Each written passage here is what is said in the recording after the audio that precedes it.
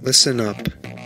The views, thoughts, and opinions expressed in this podcast belong solely to the podcast participants, and not to any participant's employer, organization, committee, or other group or individual. This podcast is for entertainment purposes only. You know, for fun. So lighten up and enjoy.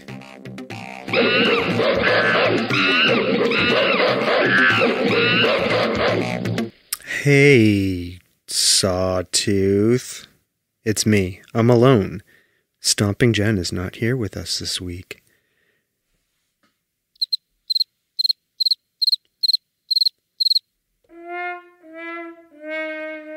Now, don't worry. Everything's fine. This week we are going to be broadcasting our appearance that Jen and I made on the Break Your Chains, Find Your Flame podcast with Steve Opalenik. So we had a lot of fun appearing on Steve's show. It was a great conversation. I really enjoyed the opportunity just to sit back and be a guest. So we wanted to play that for you all this week. So hope you enjoy it. And we will be back next week with another awesome guest. And then after that, it should be just Jen and I with lots of amazing, awesome updates for you about everything that's going on with us. So without further ado, I hope you enjoy hearing us on the Break Your Chains, Find Your Flame podcast.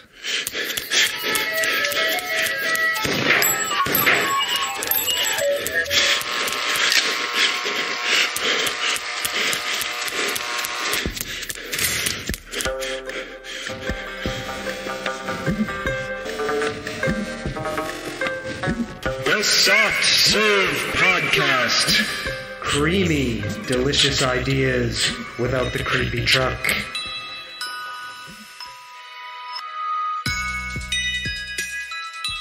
Well, welcome to the podcast, everyone. We have a very special treat. We have the dynamic duo of Western Mass, the Batman and Robin of Belchertown, Stomping Jen, and Sawtooth Frank. Hey. Welcome. Hi. Thank you for having us. It's an honor to be here. Well, I had to return the favor because you were both so kind for having me on.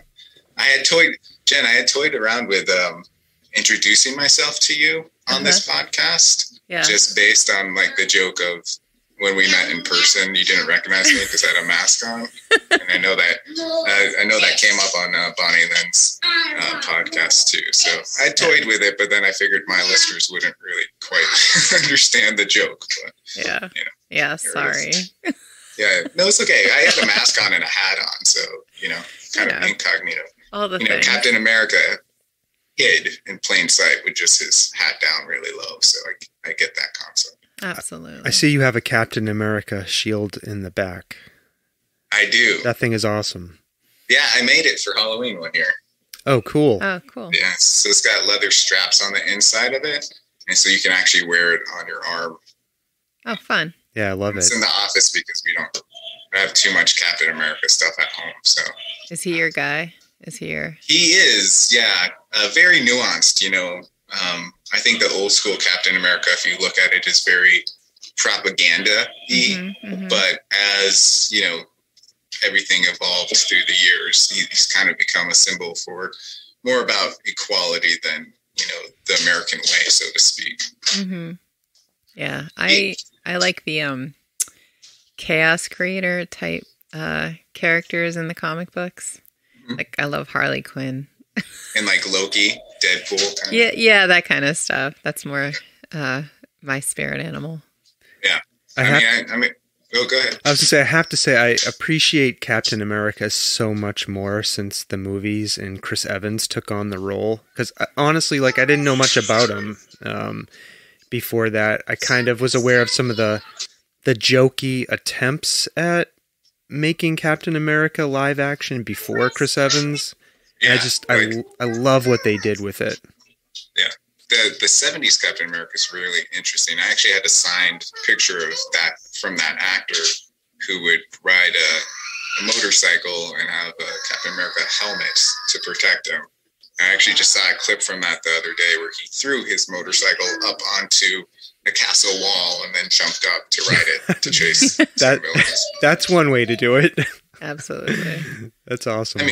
I mean, it'd be pretty intimidating if a villain's running away, haha, I'm free, and then all of a sudden they're on top because you just chucked a motorcycle up there. But yeah, I'm a huge Deadpool. Actually, on the office door, I have Deadpool because when I see people in person, I still require them to wear masks, and it just says, "Please wear a mask as you enter." It's Deadpool kind of like waving his finger. So I like those chaos creators too. And Loki was such a good show on Disney Plus. One of the best ones. For sure. WandaVision also amazing. For sure. I loved Loki. I loved Alligator Loki. He was my favorite character on that. I was Alligator Loki for Halloween this year. Oh, that's awesome. That's awesome. For real, I know it's ridiculous. I loved everything they did with that character. It was so great. Yeah. Loki. And, you can't hate on Tom Hiddleston, right? Yeah. Yeah. I didn't know who he was before that. And I kind of fell in love with him during Loki. Yeah. Yeah. I mean, he was in the King Kong remake, and he was okay in that with Brie. What's her last name? I'm losing my nerd card here. I can't remember her name. Who? Brie Larson? Brie Larson, yeah. They were both in the King Kong remake. So. They were? Yeah. Skull Island, I think it's called. I don't remember that. I mean, I remember the movie, like, vaguely. We watch a lot of stuff, so it all kind of, like, it's buried in the recesses of my brain. Yeah. I mean, to be fair, a lot of the movies are repetitive, so they kind of blend together for me as well, too. So, I get that. Well, we've spent the first 10 minutes just talking about movies and comic books, and I love that. I'm wondering, so I usually start off the podcast with people giving their origin stories. So I'm wondering if both of you could kind of give your origin stories, so to speak, as to who you are, what you do, and what your passions are. You go first. Who are we? What do we do? I don't know. Like, you want like our personal history or our personal shared history? That's a question. A little bit of column A, a little bit column B, maybe. Yeah. All right. Let's see how short I can make this without turning into an hour. So I'm a Jersey girl. I've now spent more time in Massachusetts, though. Came up to school to UMass. I met Brad when I was a sophomore at a poetry society meeting, and I knew I was going to marry him. And now he's leaving. He's like, I'm done with you. I'm just going to get you more on camera in case Steve wants to use this. Okay. You're more interesting to look at than me. Keep going. Are we on camera? I don't even know. I should be looking at the camera then. I don't usually do that. So Brad and I have been together now a very, very long time. Since 1996. Is that right? That's awesome. Yeah. That's a long time. That is a long time. Very long time. What is that? What's 30 minus 4? I don't know. I can't remember. I believe it's 26. I always do the math and I can't. It's a ridiculously long time. So we live here now in Western Mass, and we have 2 children and lots of animals. And about 2 or 3 years ago, Brad invited me to sit down with him and do a podcast. So that's a quick up to speed, and now I'll let you take over. I loved your origin story, Jen. It's great. Great hearing you talk about it. It started in Jersey, right? Where in Jersey? Monmouth County. It's a town called Manalapan. It's 20 minutes from Asbury Park, which is my favorite place on earth. I used to live in Elizabeth. Oh, okay. And I went down there after college, and then I worked in Bridgewater. Yeah. For a little bit. So. Yeah. Cool. Yeah, I mean, the Cliff Notes version of my origin story, I guess, is I left home the day after I graduated from high school in 1992 from a North Shore, Massachusetts town called Danvers, Massachusetts. Now, it doesn't get the recognition it deserves because that's a place where the actual witch trials happened. It used to be part of Old Salem. So Salem and Danvers split at some point, and what is now Salem got all of the recognition and money for being the place where all the spooky stuff happened. So I always like to remind people, Danvers is where the real witch stuff happened. Now, can I interrupt you for 2 seconds? Yeah, go ahead. So I recently saw a post, and I don't know, I think it was from the town of Salem official. And they had some like memorial service where the like witch stuff actually happened in Danvers. And they were like, oh, in this small town of Danvers. And I'm like, in my head, I was like, wait, what? Yeah. Yeah. Go ahead. Yeah. So, and you know, I'm throwing shade at Danvers. Yep. As a Danvers native, I still carry that chip on my shoulder all these years later. So yeah, no, I left the day after I graduated high school. I joined the Army, spent a couple of years in the Army, and it was in the Army when I was stationed at Fort Devens, Massachusetts, with nothing to do in the evenings, where I discovered the rebroadcast of the Howard Stern Show on WBCN. And I remember listening to it for the first time, like hearing Howard talk to this woman who, you know, we all know is Robin Quivers, his co-host. I remember like thinking to myself, I'd never heard anything like this before. I've never heard people just talking on the radio like in that way. And at that point, it was 1994, I think, or 1993, I became a Howard Stern fan. And then I listened to Howard Stern for probably 25 years, like every day, never missed a show. So like I fell in love with the medium of talk radio through Howard Stern. And then I went to college. I met at UMass Amherst. I met Jen here. You know, we did that thing that people do, right? We fell in love, all of that stuff. All that stuff. Yeah, I worked movies. Yep, I was a microbiology major in college. So I got real deep in there. I'm going deep. This is the origin story of yeah, you gotta add the of nooks Brad, and crannies, you know. Of Brad, aka Sawtooth. So yeah, I got my first job as a salesperson in medical diagnostics. I didn't last long because I don't do well with rejection. It's not a good quality in a salesperson. Yeah, that's a tough one.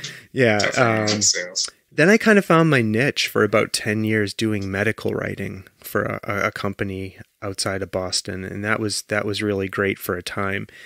But then Stomping Jen and I began having babies. So I wanted a change. I wanted to work a little closer to where I lived here in Western Massachusetts. So I quit that job. I went back to school, got a master's in education, and started a doctoral program there. Then quickly realized that wasn't a good idea, going from a master's right into a doctor's program. So I got a job. Yeah, it was a lot. So I got a job at UMass, where I currently work now. And then somewhere in there, like 3.5, 4 years ago, I began like really falling in love with podcasting as a medium. Like, so, you know, I started out by listening, you know, mostly Joe Rogan is somebody who I was really attracted to at first in terms of just his ability to sit down and have conversations with people for like 3-4 hours, and just in the most wide ranging of topics. And my podcast palette broadened out from there. I listened to all sorts of things. You know, I listened to UFO podcasts. I'm wearing my UFO t-shirt. You know, I listen to a bunch of political and news podcasts, you know, history podcasts, true crime. I love true crime. So, but at some point I was like, you know what? I would love to do my own, right? And so I began seriously playing around with that idea. And I had started off wanting to do it with my friends. So if you go back and listen to our back catalog, like a lot of my early episodes have a group of my friends who I play video games with every week. But they didn't share the same passion for it that I do. So they kind of lost interest pretty quickly. And then I was like, well, there's one person that I know I can talk to. I knew I was in this origin story somewhere. Yeah, you've made an appearance. You were a side note at first. Yeah, I know, right? This stuff happened. Yeah. You've popped up here and there. Yeah. You're like the radioactive spider that bit me. Yeah. I'll reference you throughout the story. Yeah. It's how I got my powers. But anyways, so I was like, oh, okay. I live with somebody I can talk to pretty openly with and be pretty freely myself with. Let's see if Jen is willing to do this on a regular basis. Jen was actually on the first episode, where we just talked about our cats. And so then Jen was like, okay, sure. As long as you do all the work. I was like, yeah, I can do that. She's just like, I just want to come and sit down and talk. I was like, okay, that's fine. And so it kind of kicked off from there. And the podcast has evolved from when we started it 3 years ago to where we are now. I think if you go back and listen to our early episodes and listen to our recent ones, it's very different for a lot of reasons. I think we're better podcasters. We have better equipment now, so we sound better, that sort of thing. Right. But that's the brief origin story. Very cool. Very cool. Yeah. I mean, so let's say the name of the podcast so listeners can kind of check it out. It's called Soft Serve Podcast. Yeah. What's the reasoning behind the name? Yeah, I mean, I stole it from my friends. Yeah, I mean, what do they say? All good ideas are stolen or borrowed and stolen. Or something like that. Yeah, so we were, there's an annual video game conference called PAX East that me and my friends would go to before COVID, like every year.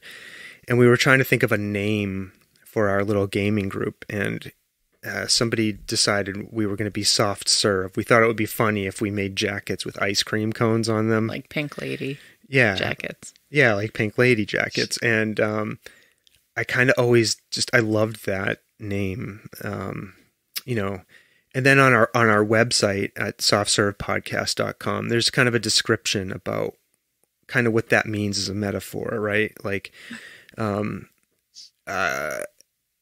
I think most people love ice cream. I know even lactose intolerant people love ice cream. Like they're like, yes, I may end up being severe in the bathroom for a couple hours after. But this dish of ice cream is worth it, right? Yeah. So it's delicious. Ice cream comes in a bajillion flavors, right? And it's just one of like the beautiful things about life is this ice cream. So anyways, I love ice cream as a metaphor, and I explain it much better in writing on the podcast website. Yeah. I like it too, because listening to your podcast and being on your podcast, I think the idea that both of you do really well when you have guests on, and even when it's just the two of you talking about stuff, is you're able to serve these ideas in digestible ways, right? And soft serve is like the easiest kind of ice cream to eat, because you don't have to do much work, but you still get the flavor and you still get the taste and the awesomeness of it. Oh, that's perfect, Steve. I we love need to that. hire you. Yeah, I love that. For our content writer. that had never occurred to me, but I love that. Yeah. Okay. Cool. Actually, so going back a little bit, Brad, to your origin story, Fort Devens used to be a place where we went as kids all the time, because we grew up on Hanscom Air Force Base, because my dad was in the Air Force. And that would be our vacation spot for some Oh, that's reason. awesome. Did you ever swim at the lake down there? Yeah. We would go there occasionally, and then, we'd swim down there. And then I think most of the night we would just play billiards. That's how we passed the time. Just play pool. That's cool. When I was stationed there in 94, they were closing the base down, right? So there wasn't a lot of work for us to do. And I had managed to get stationed there my last year in the Army, because I became friendly with this sergeant major when I was stationed overseas in Korea. So I was like, hey, can you get me to Fort Devens? It's near the college I want to go to right after I'm done. He's like, yeah, don't worry about it. This is my last year. I can do anything. So he got me orders to be stationed at this closing base. And so I got there. There wasn't a lot of work to do. And so I got friendly with one of the other sergeant majors at Fort Devens, and he let me be a lifeguard there for 5 months. So I spent a whole summer down there at the lake lifeguarding, and then in the colder months I worked at the pool. It was pretty awesome. That's like who did that? Clint Eastwood. He was drafted into the Army, and he was stationed as a lifeguard on a base. That was his tour of duty, so to speak. That is awesome. I'm following in super cool footsteps then. Really, really interesting. Now you can use that phrase, make my day, more frequently because you're following that. Yeah, it was pretty awesome. I enjoyed my time at Fort Devens. That's pretty cool. What's really funny about that is we still have, when they closed, my dad got a backhoe from there for really cheap, and we just recently got rid of it. But a lot of our dressers in my parents' house are from the hotels on Fort Devens. That's awesome. Some of the beds that we used to have are also from there because we just picked up a bunch of stuff. That's awesome. It was so boring there. Before I became a lifeguard, I remember I was delivering mail one day. So I was like, I'm just going to get in the truck, and I'm not even going to hit the gas pedal. I'm just going to idle my way from one end of the base to the other at like 2 miles an hour. There were no police stationed on the base. So I spent an entire day just idling across the entire base in this truck without hitting the gas pedal. This is how you spend time in the military when you have nothing to do, by the way. It was awesome. Base life is pretty interesting, though, too, because growing up on them, I remember there would always be a curfew, but no one really cared what we did when we were younger. And so we would just be on the base doing whatever, and then home by like 5:30. Always have to stop because at 4 o'clock they would do, the national anthem and bring down all that stuff. So it's a pretty interesting lifestyle to live, for sure. Yeah, I only experienced it, as a soldier. So, I don't have that perspective, but I do remember like seeing families around and seeing kids and sometimes wondering, like, where do they go? Like, I see them, like, they'll pop up at different places, like the rec center, or I'll see them at the PX or whatever, but then they just disappear. I was like, where do they keep them? Well, now we're finding out. Yeah. Well, the answer is the woods. That's where I was most of the time, just building forts and, doing things of that nature. Cool. Very cool. So Soft Serve was born originally friends, just kind of talking and hanging out, talking about stuff. Well, talking about cats for the first episode. Yeah, I mean, he was like, I want to start a podcast, and I'm like, okay. I'm like, what's your thing? Because most podcasts like have like a theme of some sort. Yeah, right. He's like, I'm just going to talk about whatever I want, and I'm like, really? How are you going to attract like people to come and listen to it? And he was like, oh no, they'll just come. Yeah, they came. Yeah, I mean that, and I think that I resisted having a theme because I'm so interested in so many things, right? And I feel like I could talk about anything, right? Yes, you can. Yes, so this is a true statement. Yes, he can talk about anything for a long time. Yeah. But this is great. I'll just sit back and, Yeah. I mean, as I told you, Steve, before we started recording, like, I'm going to try to be a good guest and resist the temptation to take over and drive this in the way I want to. So I am not going to take your invitation to sit back and let me pull my record. All right. Okay. I guess I got to go to work.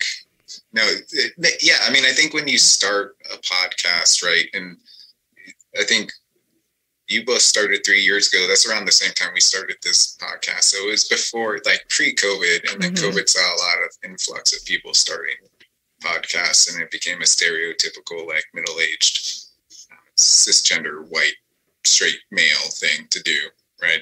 Which, is true. Also, I think the allure is just having that space. For me, it was about creativity. I really felt like I was missing some kind of creative outlet. I had asked for, a recording system and a microphone for my birthday and Christmas combination. And my daughter and I actually sat down and tested out the microphone before we did anything, just recording conversations between the two of us, which, as you could probably guess, are ridiculous to go back and listen to. But there is something about having that space to have it be purely creative and enjoyable, but then also sitting and talking about interests and then having guests come on. I feel like it's fairly cathartic in a way to be able to have that space. For me as a therapist, it's pretty cool because I talk to people all day long, but in this way I don't have to necessarily have my therapist cap on, but can still enjoy the process of sitting with people. Yeah. So it started, and he was just like, all right, we're just going to shoot the shit. And then he brought in a little bit of structure into it. He created these little segments. So then it had like a little bit of a flow to it. And then we introduced this stationery book that had like lists. So it was like 52 lists for happiness. Yeah. So it was a weekly thing. Oh, cool. So it provided a little bit of structure into what we were doing. So we were able to build at least like a theme in that way, and gave us that opportunity to like give us a reason to sit down and give us like, you know, some prompts to talk about specific things. And then and then we were starting to interview some people, but like sort of like in an informal kind of way, right? Like we would go to events, we would, you know, talk about what we were doing, that kind of thing. And we were gearing up before the pandemic to actually have people in person in the studio and do some more interesting things, like have musicians and do things. And then the pandemic hit. Yeah. And then I said, well, there's a whole bunch of people we could talk to via Zoom. And so we started pulling in guests in that way. And we started interviewing people about the impact of COVID at the beginning. It gave us a little bit more of a structure to kind of interview people with like a real life kind of scenario. So what was the impact of COVID for mental health? What was the impact of COVID to local businesses, like teachers, like all of that kind of stuff? And then it sort of just became this more of an interview style thing. And we got away from the segments, you know, the silly, the assholes, the assholes of Whole Foods, or the assholes who shop at Whole Foods, and you know, our pop culture, you know, movie, you know, stuff, and we would talk about stuff like that.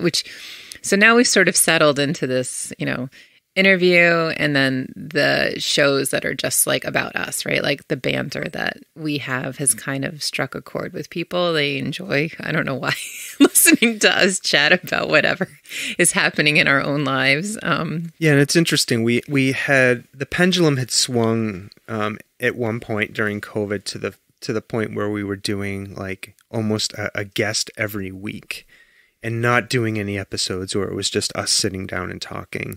And I was starting to get feedback from people like, we miss hearing you two together and talking. So, you know, about a year ago, I kind of restructured everything. So, you know, we only do 2 guests a month. So you know, it's alternating weeks now. It'll be a show with just Jen and I, then a guest, then a show with just Jen and I, then a guest. So I feel like it's found a better rhythm now. Yeah. Now that not coming out of the pandemic.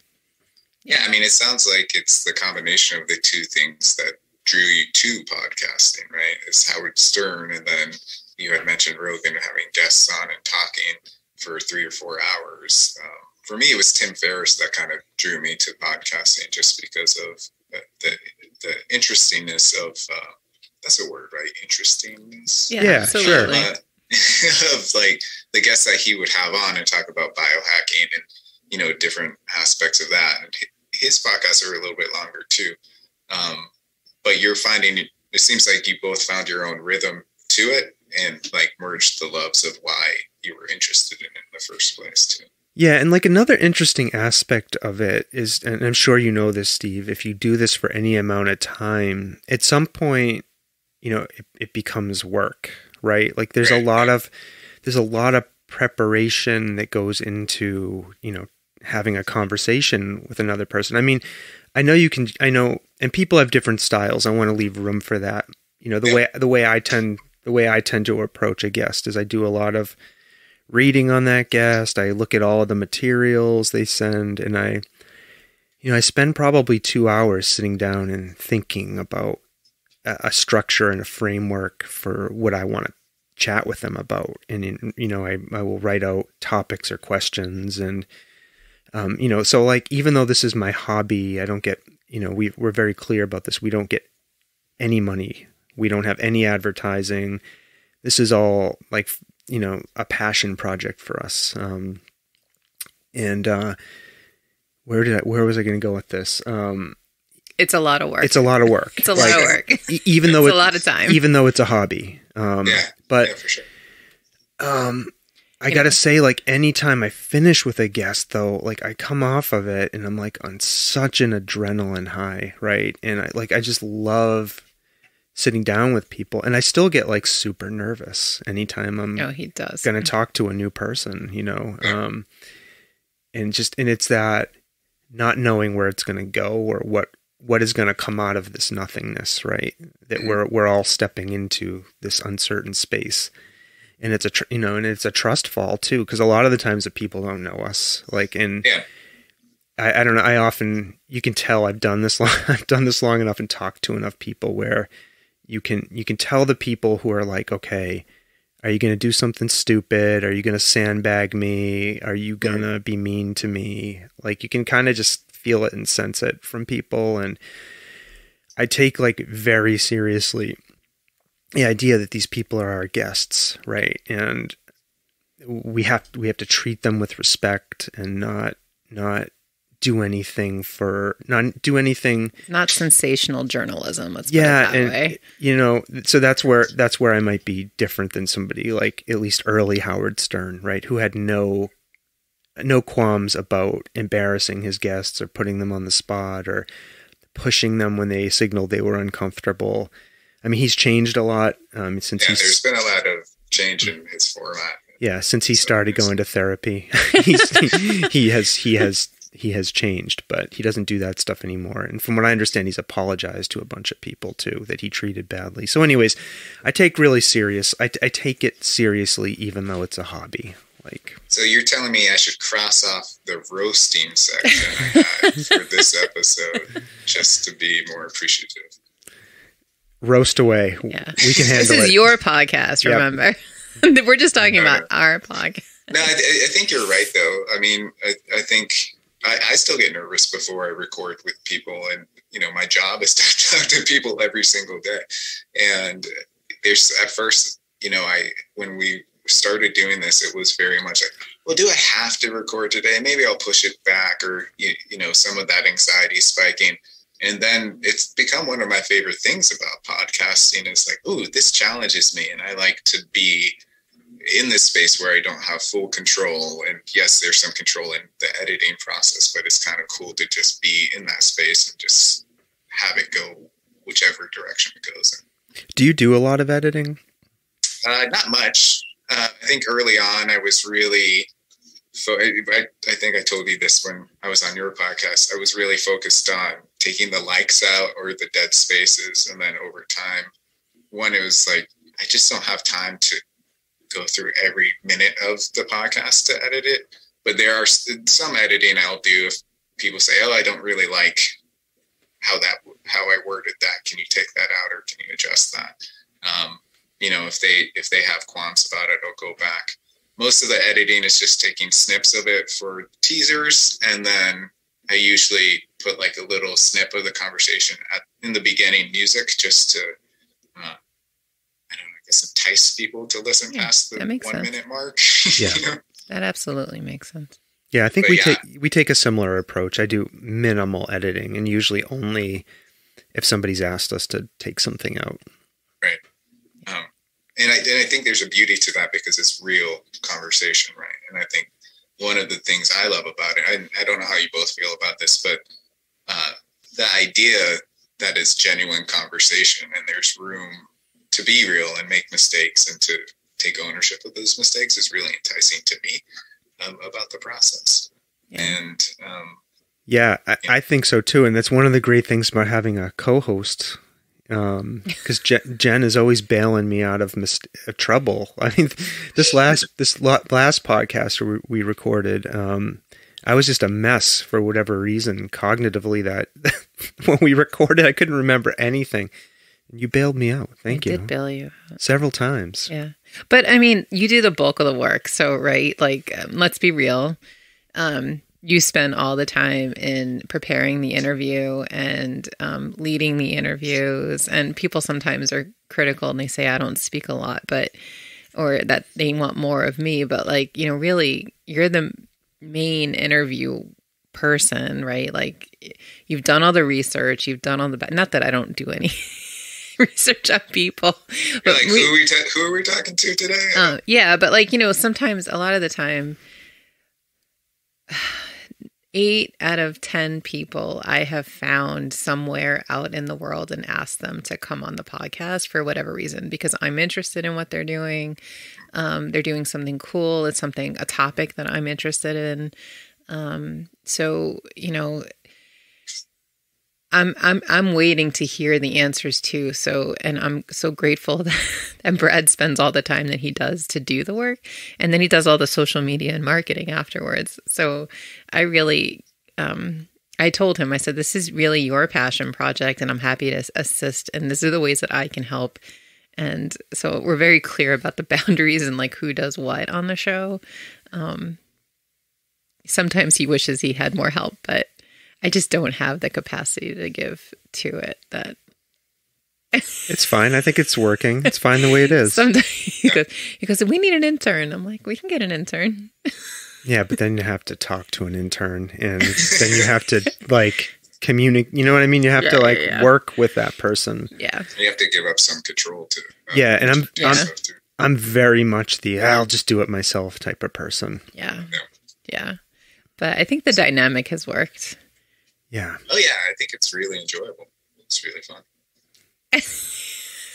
You could tell we've been married forever. We're for the listeners, we're just smiling at each other like annoying married people. If we had like animations in this podcast, and I used a lot of videos, there'd be hearts kind of in between your eyes locking. I mean, I think the beauty about this stuff is that it's a passion project, and there's no pressure to conform to like a corporate. Well, this is how you have to do it, or ads saying, well, we want it a certain way if we're going to fund you. Yeah. And that's where the creative ingenuity kind of comes from. It's just like, oh, this is for us. I've had guests before ask me, well, how much do you pay attention on how many people are listening? And I said, early on, I paid a lot of attention because I wanted to know the demographics. But now it's like every once in a while I'll check, but it really is more about, hey, if one person listens and can get any insight from whoever we're talking to, I think that's a net win for me. Mm-hmm. I totally agree. And when we're asked the question, I respectfully choose not to answer it for a lot of reasons, because it's not. It really is not about that for me. Stomping Jen will tell you, if we didn't do it on a podcast, right, I would go on for 25 minutes walking around the living room complaining about being pee shy in a restaurant, right? Like, you just posted something about being pee that's shy. why he's mentioning it. On a recent show, I talked for 25 minutes about what a horrifying experience it was for me to have to use a all gender bathroom, right?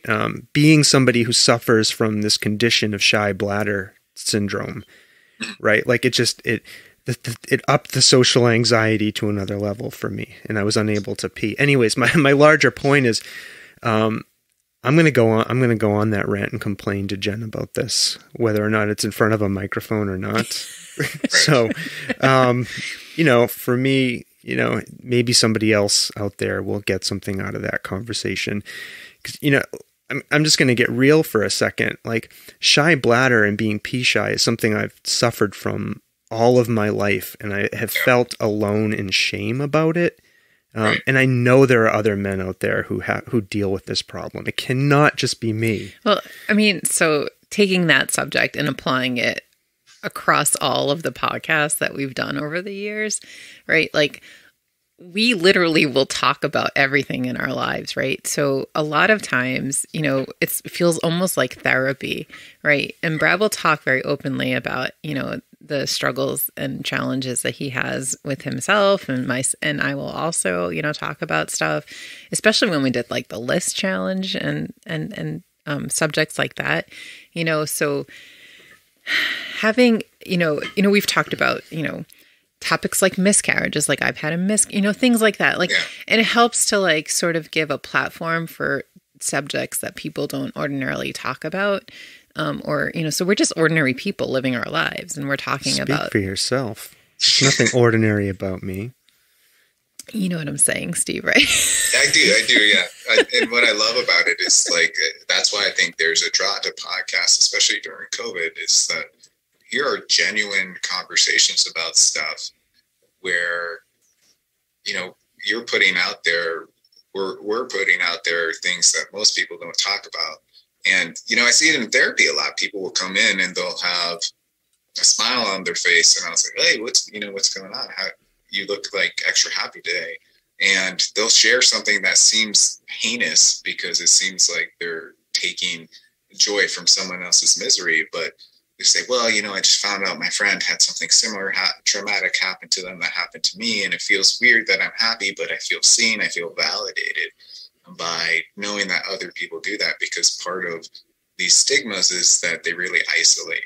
And so, you know, Brad, you were talking about having a shy bladder, and if you feel like you're the only person who's dealing with that, then you kind of turn inwards and start to judge yourself. But as soon as you hear someone talk about it, say a younger version of you hears someone talk about it as openly as you're talking about it on the podcast, like, oh, that's a thing? I thought that was just my quirk. Oh, okay. So there's value to the fact that I'm not the only person out there dealing with these things. Yeah, like no joke. It's like in the last 2 weeks, I found out it's an actual medically diagnosed condition. I had no idea. And I have like dealt with so much social anxiety about this, like my life. It's turning into therapy again. Well, no, I'm just like feel it. No. But you know, I'm just saying, like, I hear you. The hoops and tricks that I've learned to be able to pee in comfort are astounding. Mm-hmm. Anyway, so the podcast. Yeah, so Okay. And for whatever That's good. Yeah, and for whatever reason, I'm somebody I like to complain. I like to, you know, again, poor Jen. You know, we'll go on and on and on, like a dog on a bone about stuff. So why not do it here, right? Absolutely. Sure. Yeah. Sure. Yeah, whatever. Sure. Yeah, that's great. I love that the two of you have that dynamic, and it plays off each other really well. Mm. You know, there's this grounding force, I think, with Jen, which is why I think, you know, not you doing the bulk of the talking all the time. I think when you do come in, it's really grounding. And so it's fun to have that back and forth. Thank you. Yeah. But like too, I mean, there is a lot of stuff we do keep private just so people know. It's like not a lot though, apparently, because there's stuff you talk about sometimes. I'm just like, okay, like a 20-minute conversation about why I don't like fruit ice cream. I mean, like, who cares, right? I care. It doesn't make sense. But I mean, I think the way he posted on social media, it's intriguing because I saw that and I was like, oh yeah, that's interesting. I guess I never thought about stuff like that. I mean, I can't even express to you, like literally the first podcast, like where he referred to earlier about where we sat down and talked about our cats for like an hour and a half, right? Like, you know, but the other interesting thing about what we've been doing and what we've been doing over the years is we've talked to like so many random people and family members, right? So there's also now this living history that we've created for our own children and in the future. Like, you know, like one of the things like I intentionally asked Brad, like, can we interview my mom, right? Like my mom was sick with cancer and she passed away 4 years ago, but like we have like a recording of her right now that like we talked to her about candy or some shit like that, right? Like it was a benign conversation that now we have like a living history. So, there's some surprising things about doing the podcast, and, and who knows what comes out of it. And every conversation is different. And, that's the fun part about doing it. So, yeah. That's great. I also, recently, I'm sure you've gotten many of these, but what I found was really interesting, I think, right around, Jen, when you were running in Belchertown for office, I believe someone, Brad, you had posted that someone had trash talked the podcast or posted something on a sign or something about they've vandalized a local street sign. So you can still see it. The name of our podcast is Soft Serve Podcast. Somebody wrote on a street sign, Soft Serve Shitcast. Still there. It's still there. Still there. Yeah. But I love how you responded to it, because it was almost like, oh, this is like a badge of honor. I felt I felt like I had made it. I immediately ran out, sped in my car to the location, took a picture. So in case they erased it, I still have it. I mean, that's the funny thing about, I take for granted that I know him so well that our friends, we all knew, he wasn't going to respond oh, that's bullshit. We knew he'd be psyched about it, That's how I felt the first 1-star review I got. Exactly. And the timing of it and a fallout I had with a friend was very suspicious. But it was also kind of like, okay, well, I'm putting stuff out there that makes people think, at least. Exactly. And we did a Stigma is Curable event last year, which was people coming in and talking for things that were stigmatized each month. And first time we did any Facebook ads or anything to get people to come to the conversations. And I can't tell you how many people came and posted ignorant stuff on those Facebook ads when it was about racism or sexism or something of that nature. Same thing, Brad. I would take a picture and send it to my brother and sister and say, hey, we're doing something right. We're challenging people. So it's pretty cool. Yeah, and that's it, right? It's not good for anybody, I think, to, how do I want to say this? Not be challenged in that way. And there might, I've gotten a few 1-star reviews, on Apple Podcasts that have made me step back a little bit and think about, all right, maybe there's something to that. Right. You have? Yeah. I mean, just, there's this one comment that said the host's halting and unusual speech pattern is very off-putting. Yeah, but that's how you speak. I know, but what I'm saying is, there have been times where I'm like, okay, I'm going to try to talk a little faster. I'm going to try to keep the energy level up. Uh-huh. That's all. Yeah. I'm just trying, I'm trying to take what are, I think, intended to be hurtful comments and see, maybe there's something in there I can pull out of that. Maybe there's some valid feedback in there somewhere. Yeah, I think sometimes there is, and sometimes people are just being asshats, Yeah. Because they want to. I mean, I've had friends who have podcasts who make comments of well, you have a lot of the same people on it. That kind of comments, okay, yeah, I can diversify who's coming in, or different topics and things of that nature. But then sometimes people are just trying to be hurtful to get a response, or kind of poke the bear, so to speak. Yeah. Yeah. I don't know. Yeah. And I think I'm at a point where I can sufficiently compartmentalize that stuff. Yeah. Sorry, my throat's going on. I'm going to take a drink. Oh yeah, no worries. I don't know. We're just going to watch you as you drink. Nobody stomping Jen has left a negative comment about you. All the negative comments have been about me. Oh, there's no. I shut off the. There's no sound effects on the board. I will say, Jen tried to hijack Steve's podcast by hitting one of our sound effect buttons. I have so much respect for Steve that I disabled the sounds. I love it though. Well, we just have dinosaurs roaring in the background over here, so there's some sound effects that are happening. Nice try, stomping Jen. Foiled again. Yep. That's right. I'm a chaos creator. It's been awesome to talk to both of you. I always end the podcast with 2 questions, so I'm going to pose it. But for both of you, I have 3 because I know how you both like to end your podcast. So I have a twist on your last question. Okay. I usually ask.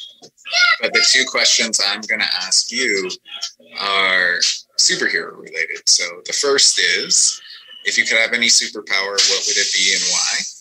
And then the second would be, what do you believe is your true life superpower? Okay, I have answers already stomping Jen. So, you do? Yeah, but they're so good I want people to wait to hear them, so I think you should go first. I don't even know. Wait, what is the question? What superpower would you have? What superpower would I have?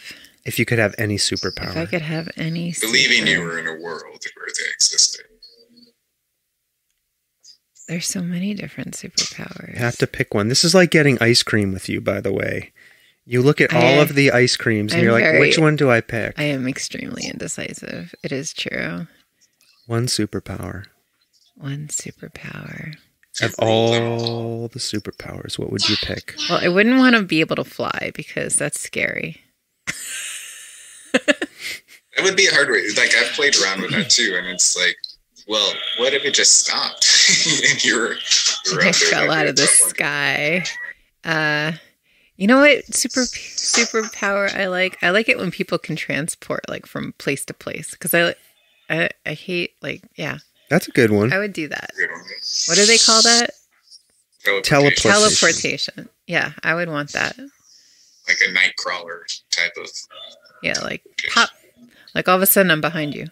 Do you want us to both answer the same question at the same time? Why Okay. don't we do that? Yeah, mine would be immortality, without a doubt. 100%. I want to outlive everyone on the planet. I want to be the last thing alive in the universe.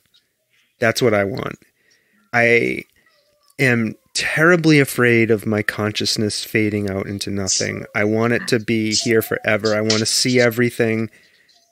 I want to see people turn into robots. I want to see the end of human civilization. I want to see it all. That's Immortality, without a doubt. You're going to be like Highlander. Yes. In the Cloud Clan. Yep. But I won't fight. I refuse to fight. It's not. Well, why would you even fight? Like, the only way Highlanders can die is if their head gets cut off. Why would you say, hey, let's have a sword fight? I'd be like, I'm going to go live in a cave so I don't bother anyone. I'd be walking around with one of those diving helmets on.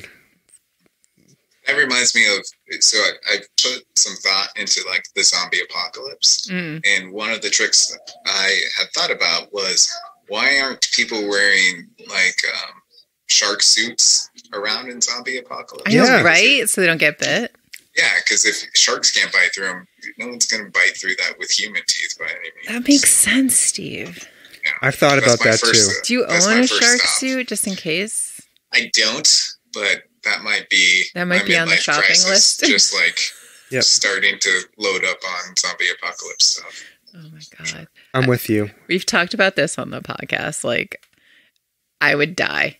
Like, I would just roll over and die. Brad's like, I have a whole plan. Like, we're going to go here. We're going to do this. We're going to do... And he's like, I'm going to take the kids. I'm like, all right, you do that. Yeah. My favorite compliment I ever got from a friend was, we were living in Northampton and we lived by a grave, like a cemetery. And they were saying, like a friend of ours was saying to us, don't you get nervous? What if the zombie apocalypse happens? And like, I live with Steve. I'm good to go. And I was like, yes, nice. The best compliment of my life. Well, I'm going to come find you, and we will. You guys can go. We will start the zombie apocalypse. We will start the Survivors Club when the apocalypse happens. Awesome. All right. So, second question: what do you believe your true life superpowers are? Oh, true life superpowers. Yeah. Oh, well, that's easy for me. Go ahead. Connecting people, like seeing the big picture. Yeah. Do you have any other ones? Loving you. No, I'm just kidding. Heart emojis. I know, right? No. Sorry, and we really are like this. It's so sad. No, that's my big one. All right. I think mine, is, I don't quite know what to call it. It's being able to read other people's feelings. It's like empath. And I'm sorry, I'm going to go a little into therapy here. I've talked to my therapist a lot about this ability to meet somebody and kind of sense how they're feeling comes from a pretty traumatic, emotionally traumatic upbringing. He's like, oh yeah, that's just a typical survival mechanism. Like, you got to be able to walk into a room and read the temperature. So he's like, you're really good at reading people's faces and blah, blah, blah, blah, blah. But I feel like I have like heightened abilities around that. It makes sense too. My guess would be that you probably have heightened senses around some stuff too, because your nervous system's always keyed up. Yeah. Oh, I'm like incredible. That's him. If being jumpy and sensitive to loud noises is a superpower, I have that. You have all of that. Yeah. He's a super sensitive human. Yeah. So that I think I would say, and it has served me well in lots of situations. You know, I've tried over the years. I've tried to see it as a positive. You know, so yeah, I would say that. Also, I have a really good endurance, like physical endurance, in terms of like hiking and walking. Not so much with running, but like I can just hike and walk forever. I feel like I could. There's a Stephen King story called The Long Walk. Have you read it? Yeah, so basically it's the story of these people. They have to walk from point A to point B, and the last one, it's just they have to keep walking. He lives, right? Like that's the deal. And it's like a group of people, and the last one standing wins. And I think I would win the long walk. We were on a walk, and you told me that in the long walk they had to maintain a 15-minute mile. Yeah, 4 miles per hour pace. Oh my God. I don't think I could do that though. No, I'm not fast. That's a lot, yeah. That's a pretty intense. Yeah, it's almost running. Yeah. Yeah, for sure. It's a good premise for a book. Stephen King's fantastic. Yeah, empathy, endurance, and oh my God, he has sense of smell. Sense of smell. We already talked about how sensitive you are. Okay, in all things. Yeah. So just real quick, Stomping Jen can tell you. Can't shut up. I can walk. I can walk into the house and be like, "Who cut a scallion?" Yeah. Why didn't you turn on? Yeah, I can do that. Why didn't you turn on the fan? Yeah, why didn't you turn on the fan? My sense of smell is that good. Mm. All right, I'll stop. Blessing and a curse. So my take on your last questions about abnormal experiences or stuff that you've experienced that can be explained is a little bit more plain, I guess. It would be, what is something that you've both experienced that for all extensive purposes is normal and plain, but spoke out to you as like, yeah, that's not normal for me. What? That's not normal for me. Right. It's a concept that people do all the time, and it's just like an everyday thing. But for you, it's like, no, that's abnormal. You can't use peeing in the bathroom. No, I won't. I'll go first. I'll lead by example because I know what Steve is asking. I think. Okay, so something that I think a lot of people can do and take for granted as being normal that was really hard for me was saying the words "I love you." Do you remember this, Stomping Jen? When we first started dating, now Stomping Jen had to, lead me to the water. You know, I was a wandering creature in the desert, right? Starved for the sustenance and thirst of love. Now, so we were dating, and we were doing the things that dating people do. And one time, Stomping Jen was like, "I need to hear from you if you feel this way that you love me." I don't remember this conversation. We were lying on the futon bed at Colonial Village. This is another superpower he has, by the way. In Amherst. I remember it. I wasn't wearing a shirt. I was wearing my green khakis. And you were laying next to me. And I was like, I can't say it. I was like, I physically can't say the words. Right? Because, Steve, I grew up in a family where people never said that to each other, ever. Like, I don't think I've ever said I love you to my father or my mother who's passed away. But, in fact, I remember I have a memory of being like 5 and saying I love you to my mother goodnight, and she's like, "You're too old to do that now." And she walked out of the room and closed the bedroom door. So think of that as a metaphor for everything else that followed up to this point where I'm lying next to Stomping Jen on this bed. And I'm like, I cannot say it to you. She's like, yes, you can. We'll do it one word at a time. She's like, say I. This is my superpower, apparently. So I was like, okay, Dealing I. with Brad. And then, we went through the whole thing. Say love. And I said love. Then she said, now say you. I was like, okay, you. She says, you can do it. Now put it all together. I was like, no. She's like, you can do it. And so I did it. And I remember feeling like something in me broke open. And now I say it like 20 times a day, and it's obnoxious. Well, it's beautiful, though. But so It's beautiful. so that's a thing, I think, that was like that. I forget how you framed the question, but I think that's an appropriate answer. Well, I didn't frame it well, so let's forget how it was framed. But yeah, something that to most people seems normal, but might be abnormal to you. Follow that up, Jen. Oh my God. I have no idea.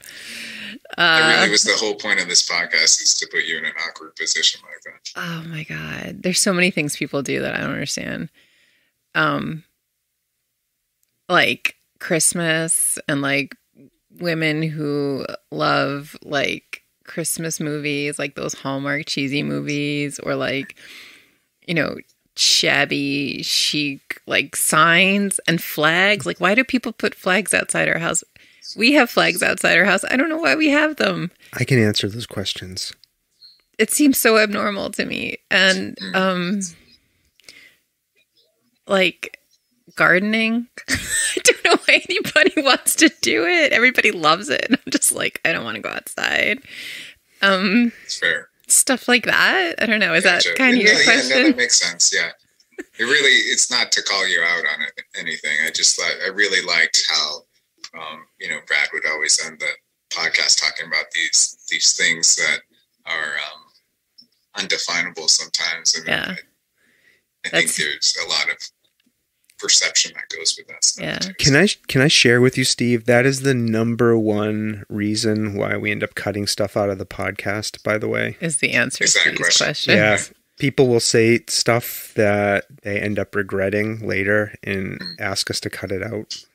So there are often times where in the moment they'll be like, ooh, I shouldn't have said that. Can we re-record it? So I'll re-record it. But if you hear a podcast and that question's cut out, it's probably because they asked us to. I mean, gardeners are going to come after us after this podcast, but I'm going to leave it in because I think, I think we can stand up to gardeners. I think that's fair. Not if they have garden weasels. Do you remember that tool? What's a garden weasel? And so it's this like, oh my God. It's like a claw on a pole. See? That you jab into the ground and you twist it and it pulls up the weed. That's a garden weasel. He loves talking. Have you noticed this? Well, it's perfect for the podcast. Yeah. Can I just talk to... Oh, sorry.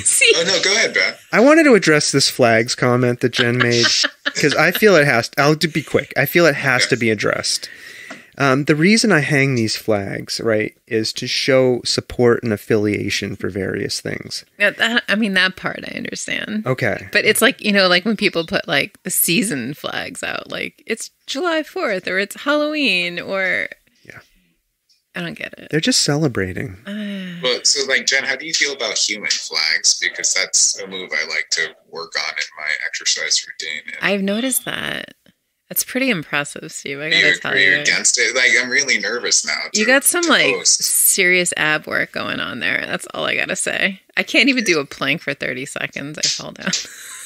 The human flag's only like 4 seconds. It just looks impressive and still motion. It's like, oh wow. I'm working on being a human tarp. I like that. I just lay on the ground. Just cover things, right? That takes zero ab work. I don't even think I have abs. Depends. Are you a tarp on the front side or the back side? Both. He flops from one side to the other. I'm just a rib cage on legs at this point.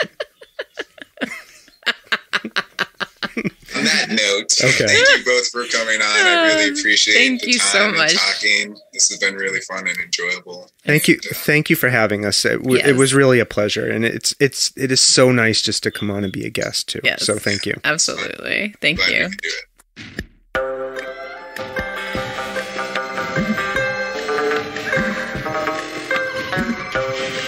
This world of ours, ever growing smaller, must avoid becoming a community of dreadful fear and hate. Those who have freedom will understand also its heavy responsibility. That all who are insensitive to the needs of others will learn charity, and that the sources, scourges of poverty, disease, and ignorance will be made disappear from the earth. And that in the goodness of time, all peoples will come to live together in a peace guaranteed by the binding force of mutual respect and love. I shall never cease to do what little I can to help the world advance along that road.